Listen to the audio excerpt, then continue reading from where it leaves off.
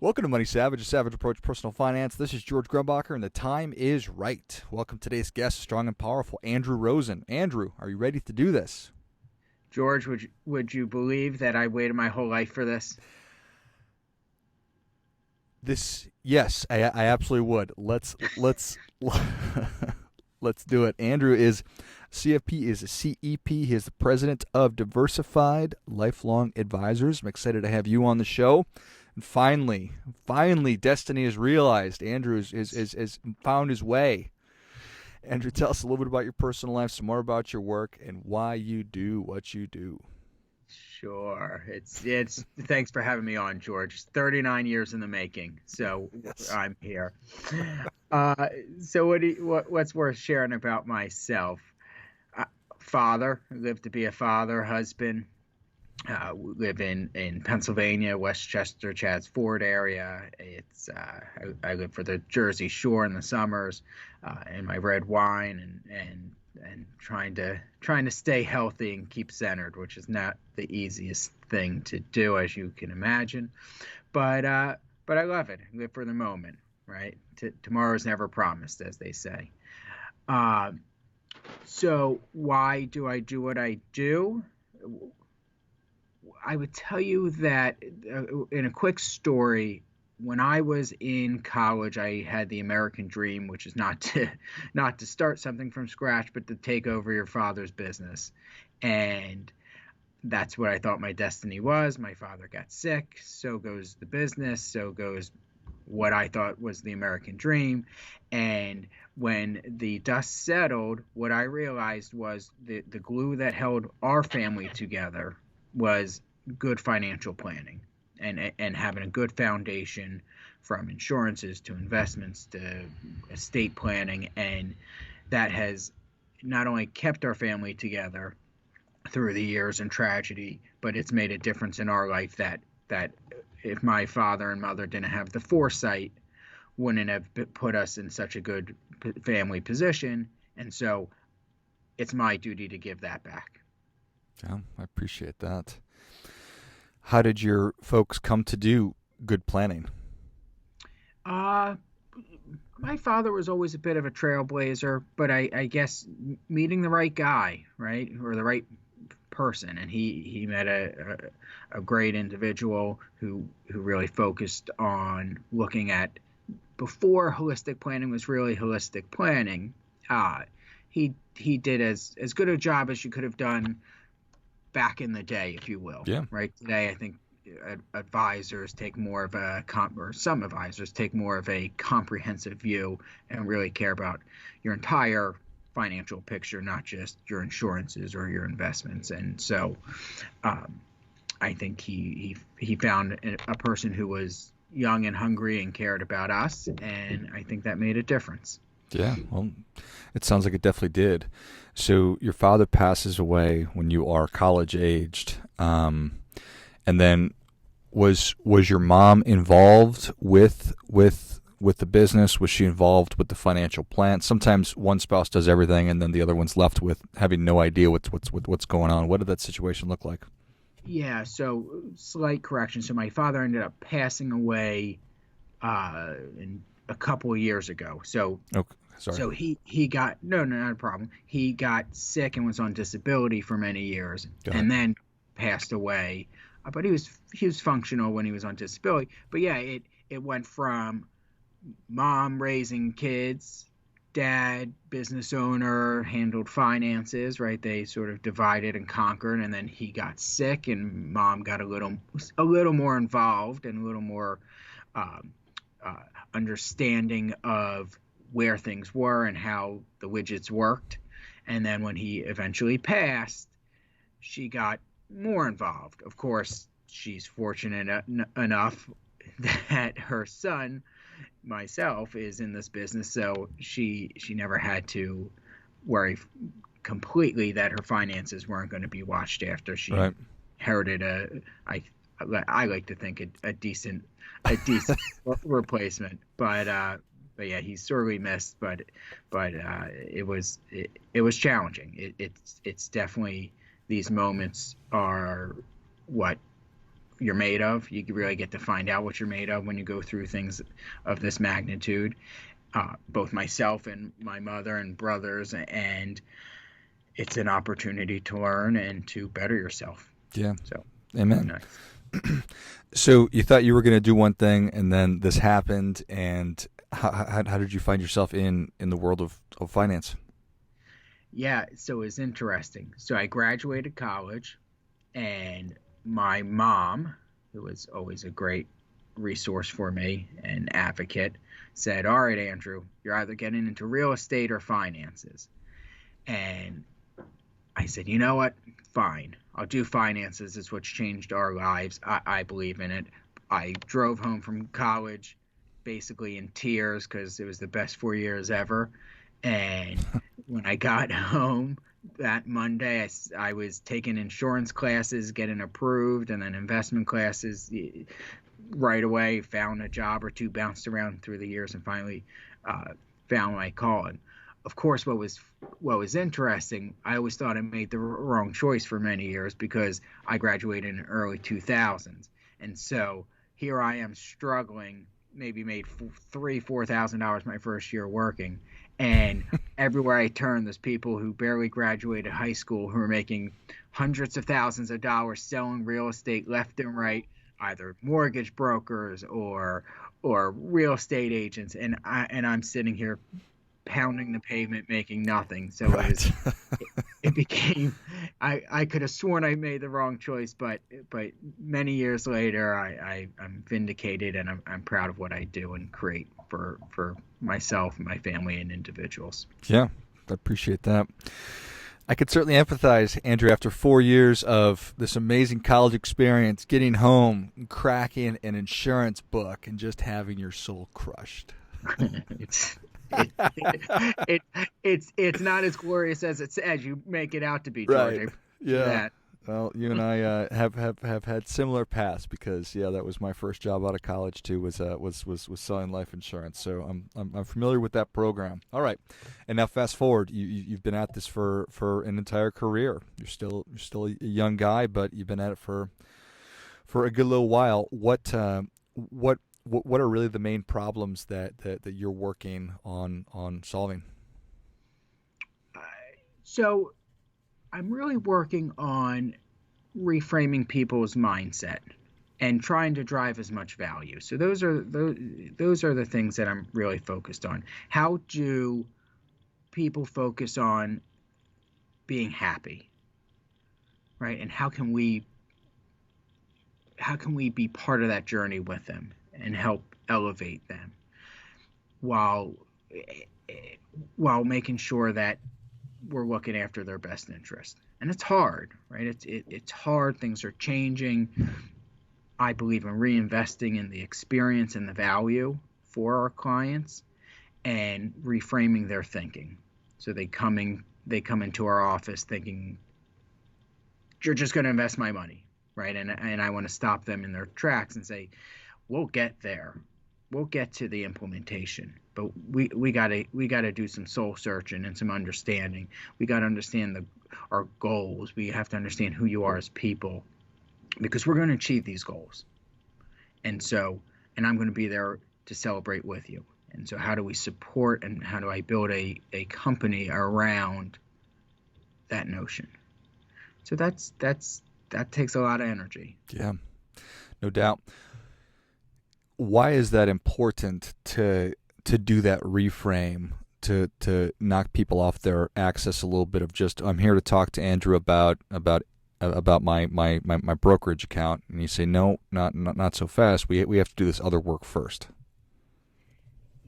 Because it's the right thing to do, for them and for us. I want to create real value in their lives, and I find that it's taking over your investments or implementing an insurance or doing a widget for them. That's the effect, right? That's not the cause. That's not the reason for being, and a lot of times it's misprioritized when you get under the hood a little bit. And so it is important to recenter individuals to really understand what matters, to focus on the big picture a little bit, so that we can find out where the gaps are, we can find out where the real value is, and make a true difference in their life. I don't want their checkup meeting with us to be revisionist history, us just talking about their investment accounts for an hour. There's no value in that Right. for us. There's no value in that for the clients, quite frankly. There's value when we spend an hour and we're talking about their dreams and their goals we've accomplished and the new goals they've set, and real guidance and advice and strategizing and planning and holding their hands and being a catalyst for them. That's value. And so that I'm passionate about that. I really am. And so that's why I think it's important. Yeah, amen. Do you have like favorite questions that you like to ask to get people in that mindset, or is it a process of asking, just say, hey, I don't know if you think about goals very often or if you've gone through this process or not, but what's really most important for the family, for all that? Yeah, you know what I like to ask? I like to say, George, if you were to take the next month off, what are you doing? And money is no object. You're going to start to say, spend time with my kids. We're going on vacation, going fishing. Boy, I'm definitely going to go down the beach and kick back with a margarita. You start not to answer, well, I'm going to take over the business or get promoted. That's not work what comes more. out. Right? I'm not going to work more. I'm not going to, who wants a month off, right? You're going to start answering with real life-changing and aspiration type questions and answers, right? And so I think that's a fun exercise to go through. I like to ask that. I like to ask people what brings joy and happiness in their life. I like to ask people, in 3 years from now, what do we hope we accomplish in this relationship? So that I set myself up for success, and we have a clear picture, a laser-like picture as to what defines success for them. And sometimes we have to reframe it, right? Some people say, invest better than I am. I say, okay, that's easy. Next, right? Right? Sure. Let's get some real answers out of you, right? I don't want to just hear that. I want to hear, again, bolder moving answers, not pebbles. And so that's how I look at it.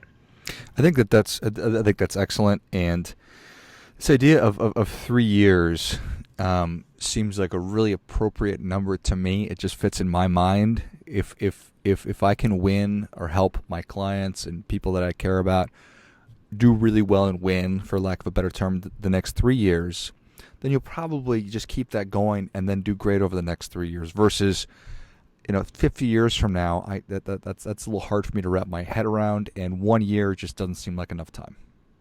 Yeah, George, I completely agree.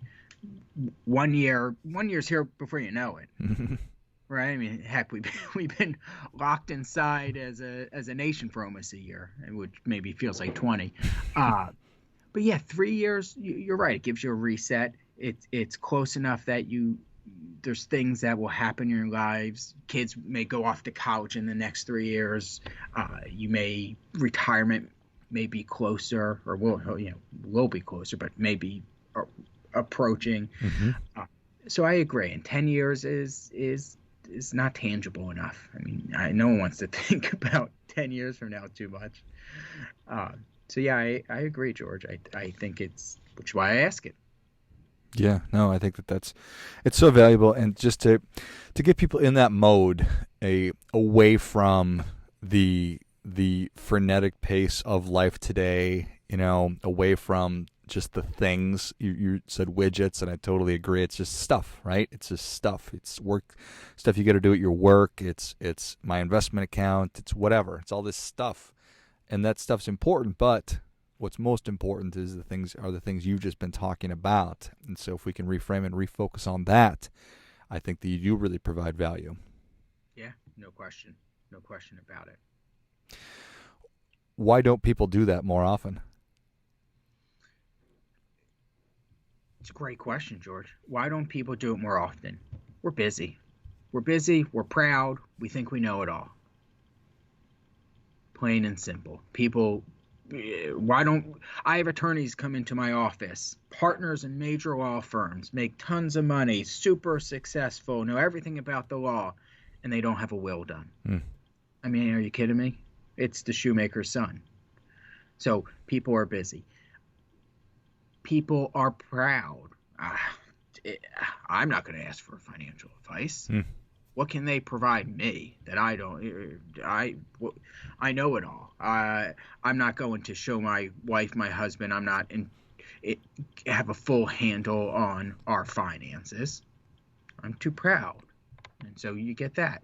And I also think that you see a lot of people who truly believe they know it all, and not in a derogatory way. In a, what can you do for me? Mm-hmm. I can invest myself.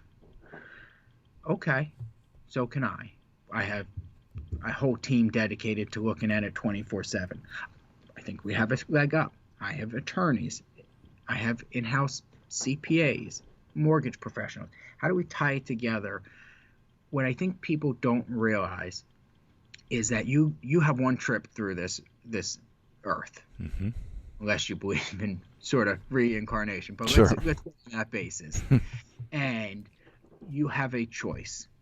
You can think you know it all in every aspect, and you can go through life that way, or you can partner with someone who's seen the future, which I have, because I've worked with George 5, 10, 15, 20, 30 years from now, because they're clients of mine.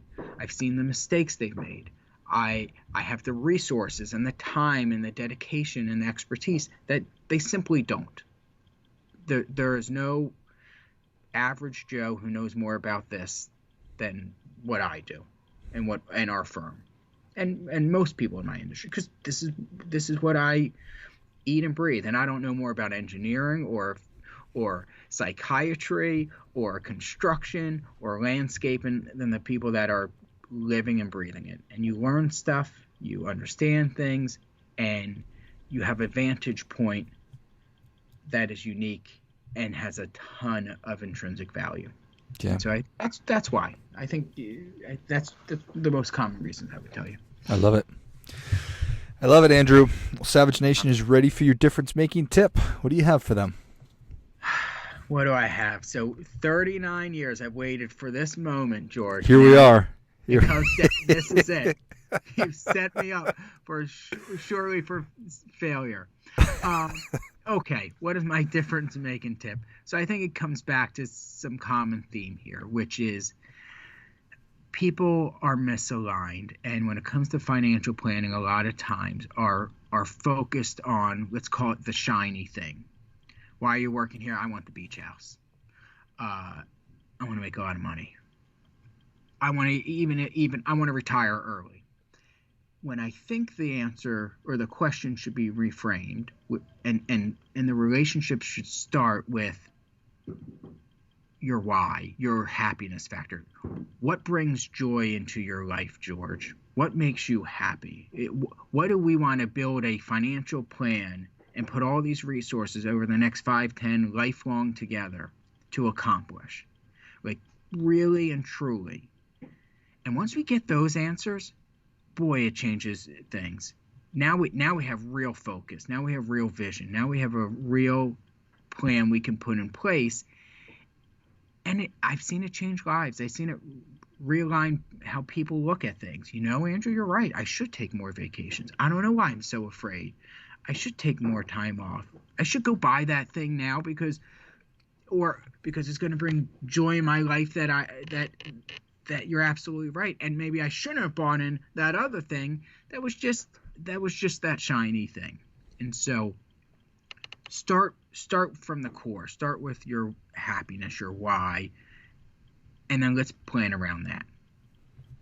Well, I think I think that is great stuff. That definitely hits. Come on.